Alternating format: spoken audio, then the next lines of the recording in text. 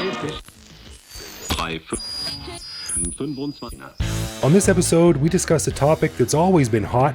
Do you have more or less privacy in Thailand than you do back home? So, if you question why exactly the government needs to know so much about you, you'll love this episode of the Bangkok Podcast.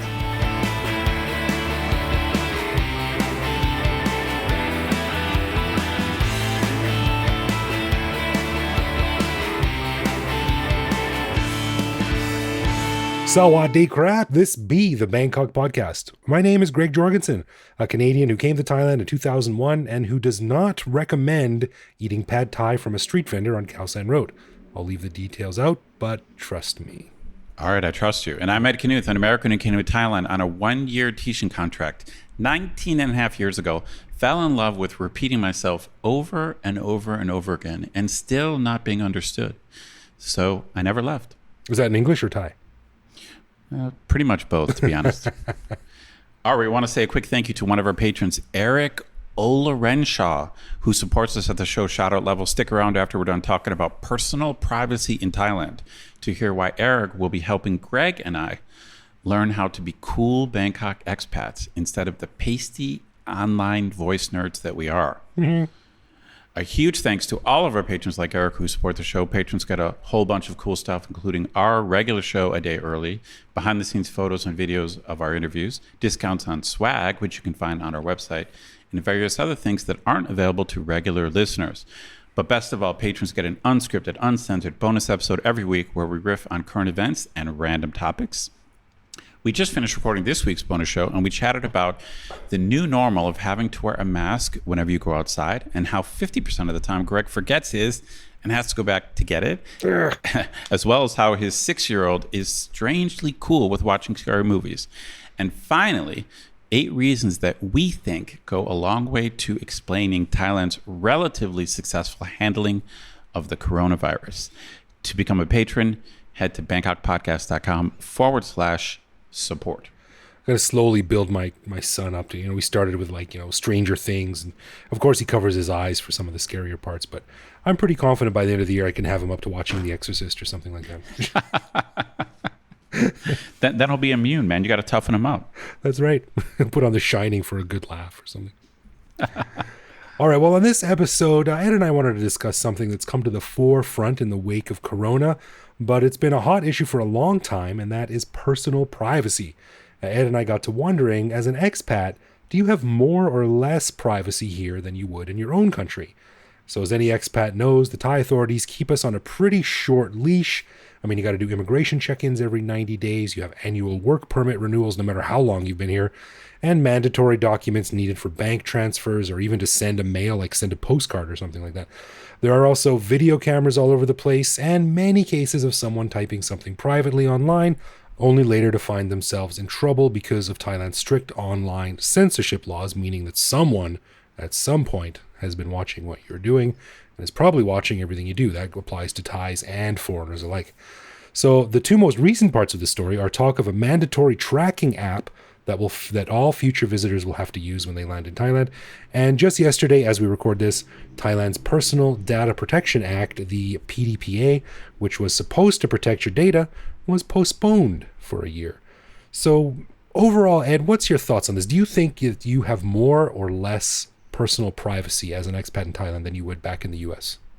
First, I honestly think it's a really complicated question, so I'm going to try to keep it brief, but as with everything, we should put a disclaimer that neither you or I are experts in this area. Yeah, we're not. It's funny. I'm not an expert on this, but it actually does touch upon some of my academic areas. Right. I'm kind of a political theory guy. I have a background in law, so I'm really interested in this question of privacy. But I think it's a complicated one because I think there's cultural issues going on that are complicated, and then I think there's separate legal issues going on. And then I think there's also the weird status of the expat. So let me start with that. So I want to say this. I think as an expat, I feel mostly ignored here. So we've talked about this before. Like when you're an expat, you live in kind of a bubble, and a lot of people don't even know how to deal with you or how to interact with you. Yeah. And that gives you like this sense of freedom. We've talked about this idea before when, since we don't understand Thai that well that you could be in a restaurant and a million people are talking, but you don't understand what they're saying anyway. Yeah, it's like you're in a restaurant by yourself. Yeah, and it's an unforeseen benefit of being an expat is that a lot of people ignore you, and so I feel like that if that's the starting point, I feel like I have more privacy here than back home. Yeah, that's a good point.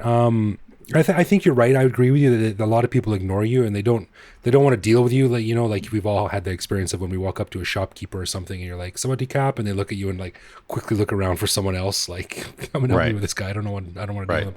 But you know, unless something happens or something goes wrong, and then you become the center of attention, and then all eyes are on you. Right. I think that's definitely true. So you have this kind of expat experience, which I think is kind of pro privacy in general, and then I think you have Thai culture in general. And you may disagree with this, and we're gonna bring in some ideas from some friends of ours who we consulted about this.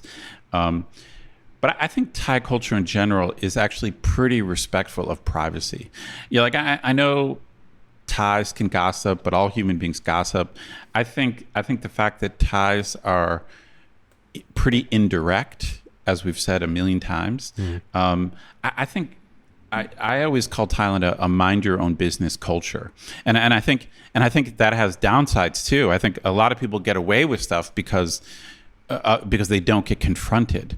You know, it's like, you know, like there's a lot of people in Thailand, like especially people with high status who are doing horrible things, but people don't want to confront them. You know, it's like this is the classic thing of like Thai people cutting in line, and the other Thai people are so nice they just let them get away with it.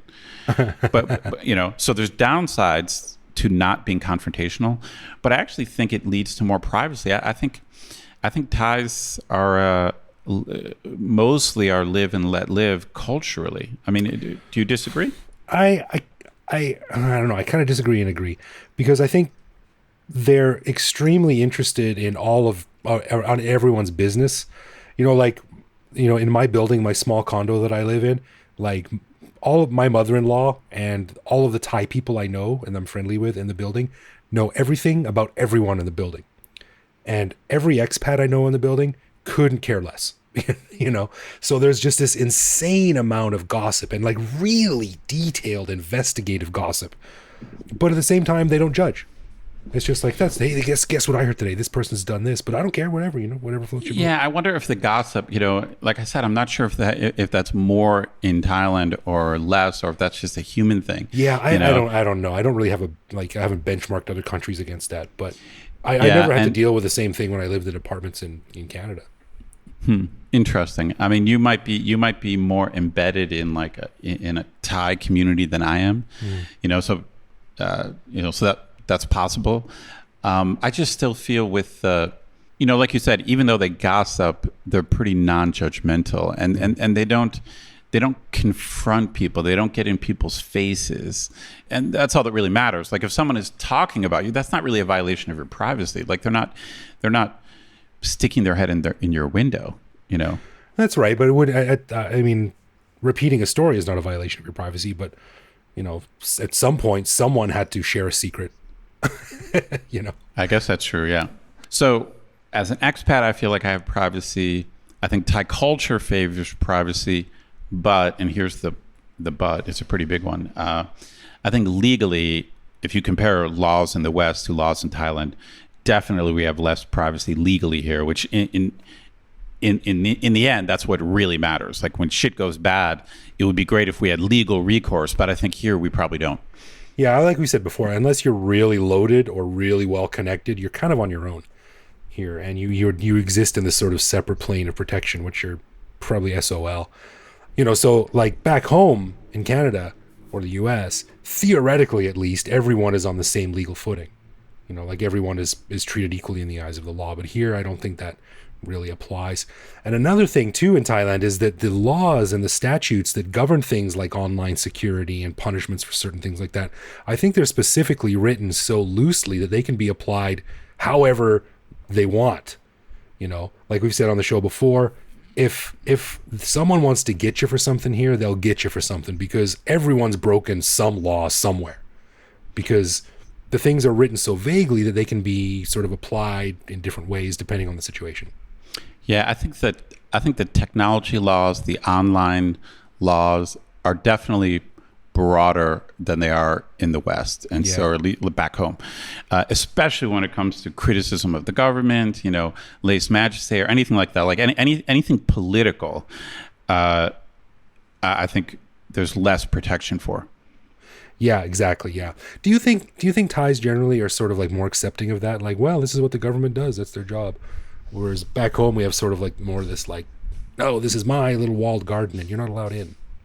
Well, my students complain about the when we talk about stuff like freedom of speech and the fact that you can be punished here for criticizing the government. It's not like my students like that.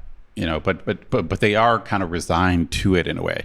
Like some of my students are politically active, like they really want to change things. But most of my students aren't like that. Even if they're kind of knowledgeable about politics, they're just they're fairly just resigned to like, yeah, here this is how things work. Yeah, so there's sort of the mindset like you can't fight City Hall. Like yeah. I mean, unfortunately, most of my students do have that attitude, but they're aware. Like they're not. Typically, my students wouldn't defend the way the Thai government is. Like they would criticize it, but then maybe be like, well, what are you going to do? I think it's the same attitude that most expats have. Because what are we going to do? Like we said, unless you're loaded or well connected, these are the rules. Yeah, I mean, they know that if they publicly criticize the government a lot, then one way or the other they're going to be punished. Yeah. Well, I'm not like we said, we're not experts in this. We live amid this environment, so we do have some familiarity with it. But I did ask a buddy of mine. I'm not going to say his name. Let's call him Somchai. But he's a really smart guy. He lives online. He deals with the internet in a very deep way, and he's a really smart guy. And he's thought a lot about privacy and security. He's really up on these issues, and he lives in Thailand. So I asked him what his thoughts are on this. So he gave me 4 little points here. So let's go through them and see what he says here. Somchai writes, "There's very little thought to privacy in the corporate world in Thailand. Corps will gather all the data they can and share it amongst subsidiaries. Laws seem to be pretty lax regarding how personal data is treated. It's just not a concern to Thai lawmakers. So any information you provide a corporation, assume almost anyone has access to that," which I can attest to. I don't really know what Thai law is about that kind of stuff. Yeah, I don't know what the laws are either, but I've used to do the trick, the trick when you add your like Gmail address and you add like my name is, Greg, and then I add a little plus. So like my email address is greg@gmail.com, and then I sign up for something at True Corporation. So I would write, so if they said, "What's your email address?" I would write Greg plus truecorp@gmail.com.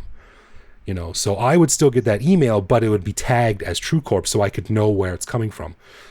I got to be honest, I use Gmail all the time, but I didn't know that. So you're saying you can just add a plus and then essentially kind of put who you're giving your email address to, and then that email will still go to your regular address. Right, and then you can set up a filter or something like that to filter out all the email addresses you want or something. That's how I understand it. It might be a little more nuanced or technical than that.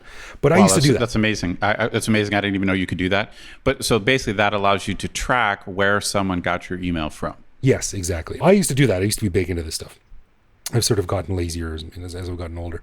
And, but like I would sign up for something at somewhere and I would get emails from all over the place with that address. So they were obviously sharing it or selling it or something like that. So there's no legal recourse I have for that. So I think that's super common here. That is just something that assumed everyone does. Is that different though back home? I mean, is just your email address, is that, it's because your phone number is kind of public information. At least, back in the day, you had a phone book and a phone number, and that was public information. So anyone could call you. Yeah, I don't know if that's a huge deal or not, but it seems to me that back home, and again, like you and I have been over here for so long, we're sort of out of the loop in these kind of things as they apply back home. But it just seems to me that a lot of people would not appreciate that. I mean, you hear all of the hubbub over robocalls and stuff like this in Western countries, and that just robocalls don't exist here, which is great. So I don't know. It's just an interesting insight, and I agree with what Somchai said about how it's just not an issue here. No one thinks about it. It's just when you sign over your email address, you kind of assume that everyone's going to have it and people are going to share it or sell it as they want. Right, right. Yeah. So the second point that Somchai made here, he said, government-wise, there really are no checks and balances. Assume the government has the access to listen to conversations and get call records, get your location, etc., etc., which I mentioned in the opening of the show. And, we've all heard cases of people who are having private conversations and they get picked up or thrown in jail or worse, because of something they said online, which they thought was private. So I've also heard things from people who are involved in the online security field, and they said, the government can get whatever they want from wherever, whenever they want. I think that's probably true. I'm going to probably agree with him on that. I just kind of assume that if the Thai government wanted to listen into my phone calls, they could. I don't know why they would, but I don't think I'd have some recourse. At least potentially in the States, I would have some possible recourse, or the government would have to justify why they were listening to my calls. But I just kind of assume in Thailand that's probably not true. Probably not, no. And it's not even calls. It's like online chats, Facebook, WhatsApp, Line, all these things that are supposed to be encrypted. But right, I don't think they are. So, be careful what you say. And to be honest, I've gotten a couple of emails from people, like sort of jokey messages from friends and stuff in the past that are no joking matter in Thailand. And I've just never replied to that. I don't reply to stuff like that. Maybe I'm tinfoil hatting it, but that's just me. No, I think it's probably a good idea. I think the internet in general is less safe and secure here than back home. I think that's true. Yeah. So Somchai's next point was interesting, I thought. He said, consider the difference between privacy and secrets. Personal privacy is just not valued in Thailand.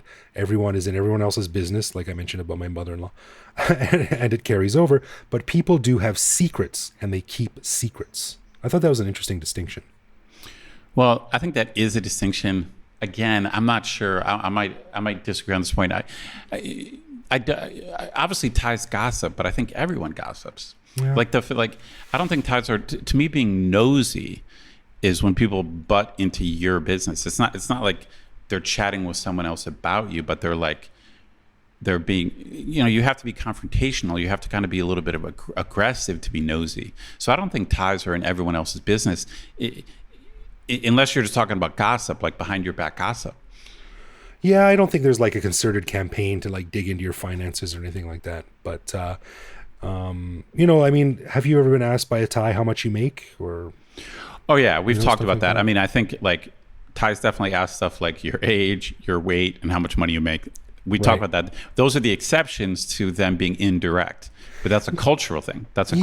You're right, but I think that also might be indicative of the fact that there are less barriers or lower barriers here to what is appropriate to ask and to what people are allowed to find out and seek. The information they're allowed to seek out about you. But that's what I'm saying. That's what I disagree with. I don't think that's true. I think there's different definitions of what's appropriate, but I think in general, Thais ask fewer questions, or I really, and again, I would love to hear what our listeners think about my opinion, both Thais and expats. I really think Thailand is a mind your own business culture. And I'll defend that. And I don't mean legally, I mean culturally. And this is part of the whole thing about Thais being so nice and non-confrontational. It's awesome in some ways, but it causes all kinds of other problems. Like the fact that Thais don't get into other people's business is how so many people can get away with shit. You know what I mean? It's like so I think I'm just going to have to disagree on this. I think mostly Thais mind their own business. It doesn't mean they don't gossip, but I mean, they're not confrontational. So that means, as far as you're concerned, like your privacy is being respected to some extent and that people aren't getting in your face. Yeah, fair enough. And the last point that Somchai said, this is what we maybe talked about quickly before. He said privacy protection is all about the law. The West has laws set up to provide citizens some level of privacy protection. In Thailand, it's an afterthought, and poorly worded laws are just rarely enforced, or selectively enforced, I would say. So yeah, we talked about that already. And this I would agree with 100%. For me, what I found out when I researched Thai law, I'm actually usually surprised at how good the Thai laws are. But as you've pointed out a million times, that's irrelevant if it's not enforced. That's right. So I mean, it's like So I'm not sure I would agree with him about the laws being poorly worded. Although, again, I don't really know the privacy laws that well, and I know the ones for like the communications decency stuff, like the online stuff, is very vague. So to me, that's poorly worded when it's vague, but it's obviously intentionally worded that way. Right, exactly. And this story from the Thai Inquirer, which is overseen by Cod, who was a guest on a previous show. This story today about how the PDPA, the Privacy Data Protection Act, was postponed for a year. It says, under the PDPA, the legal basis for protecting personal data include consent, legal obligation, public interest, and legitimate interest. The Act, however, comes with its own loopholes. Under certain circumstances, the collection and use of personal data can be exempted if done on behalf of public interest, but there have been no clear specific guidelines into what that entails. Like, that's super vague, right? Like, one obvious thing that I forgot to mention is that in Thailand, like Thai police can stop you and search you and ask you to empty your pockets, which is a huge violation of privacy. And in the States, cops can't do that. They can't. I mean, they can ask you, but you don't have to empty your pockets when a cop asks you to do that, and unless they have reason to think you have a weapon or something like that. That is a huge one. You're right. Yeah, and it's just something you sort of accept here. I haven't pulled out of taxis before and searched, and even a friend of ours was, asked to do a pee test on the side of the road. Right. While the cops were looking at his wang. That's right, and we actually researched that, and that actually was in violation of Thai law, but of course the cops did it anyway. But they can legally ask you to empty your pockets. And once when they asked me to do it, it was awkward and a little bit embarrassing for me because I have bad allergies, so I had allergy medicine in my pocket. Mm-hmm. And pills in a plastic thing, which looked sketchy. I totally admit it looks sketchy. But of course, they're taking these pills out and they're asking me what it is, and it's just, we're standing on the street and it's just awkward. Like I'm trying to explain I've got allergy pills, and the fact that it's in your pocket and it's your medicine, it's not respectful of your privacy at all. No, it's not. But what are you going to do? Tell the cop, excuse me, actually, this is illegal under Statute 42. Under the Fourth Amendment. Good luck with that. United States, under the U.S. Constitution, the Fourth Amendment, this is unreasonable. So that's the problem. There is no Fourth Amendment in the Thai Constitution.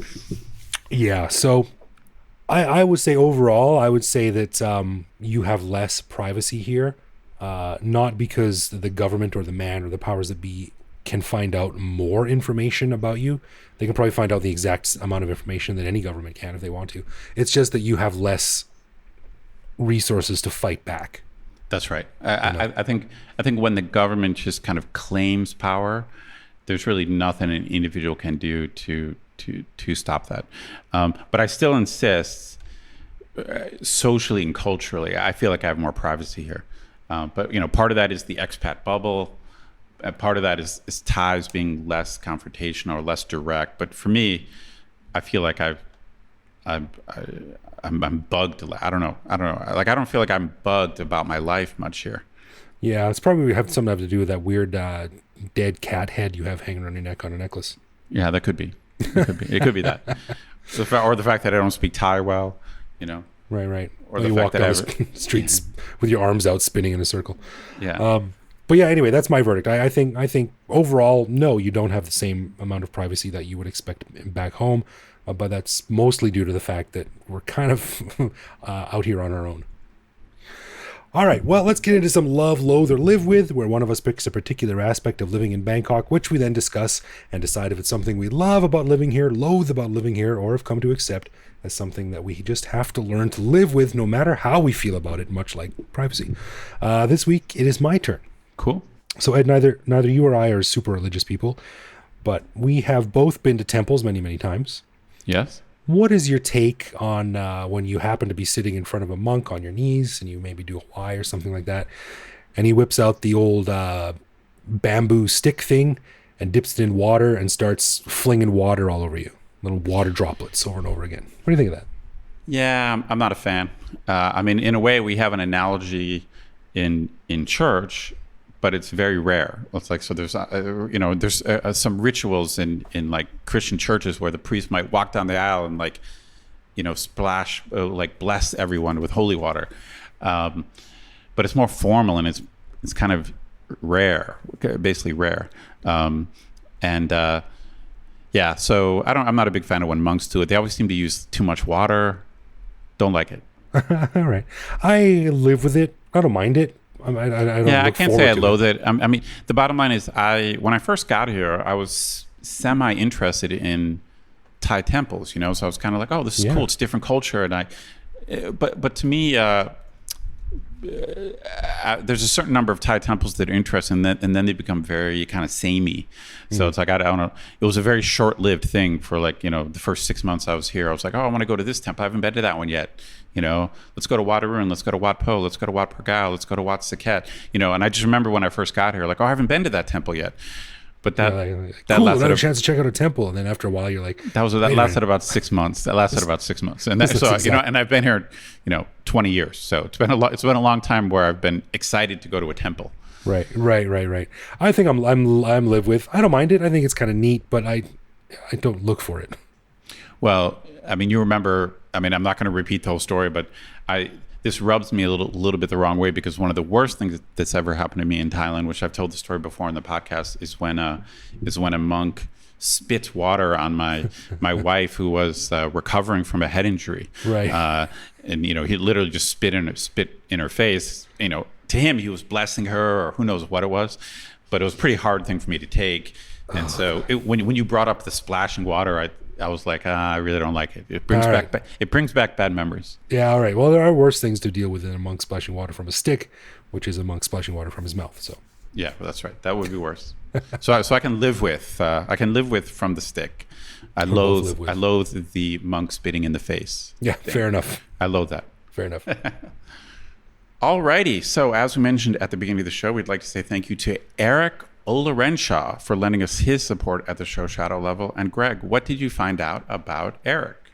Well, I got a very nice email from our buddy Eric, and actually, you know, he's sort of like a Canadian Ed. A Canadian Ed? I don't even know what that is. Well, it's on the national coin of Manitoba. No, it's, well, it turns out, yeah, Eric is from Edmonton, which isn't as cool as Calgary, but it's all right. And he's a lot like you, Ed, because he went to Korea to teach for a year back in the day, ended up staying for 8 years. Whoa. Yeah. And he also got his Korean residency, same as you in Thailand. Nice.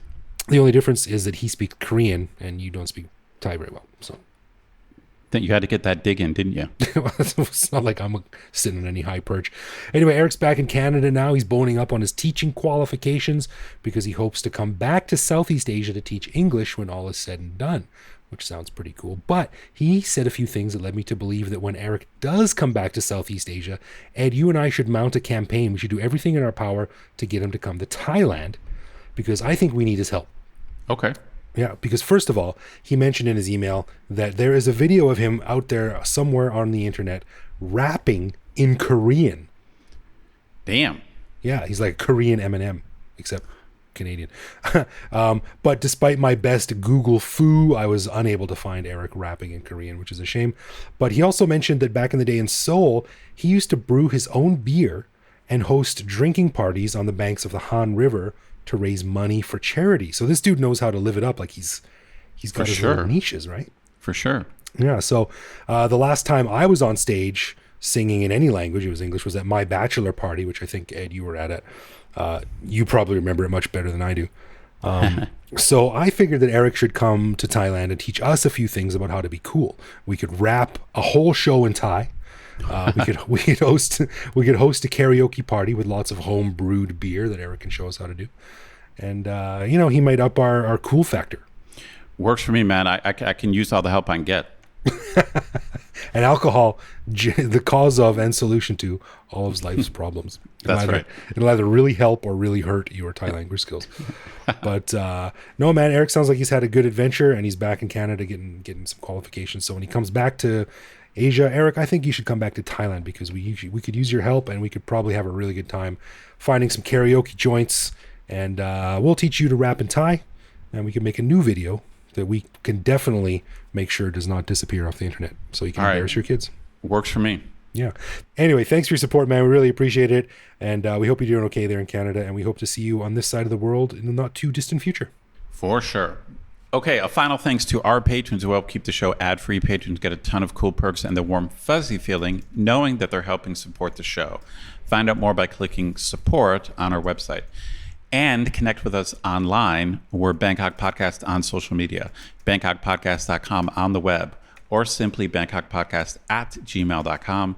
We love hearing from our listeners and always reply to our messages. True that. You can also listen to each episode on YouTube. You can chat with us online or even reach out to me directly on Twitter if you want, where I am BKK Greg. Thanks for listening, everyone. Stay safe, wash your hands, and we will see you back here next week. Yes, we will.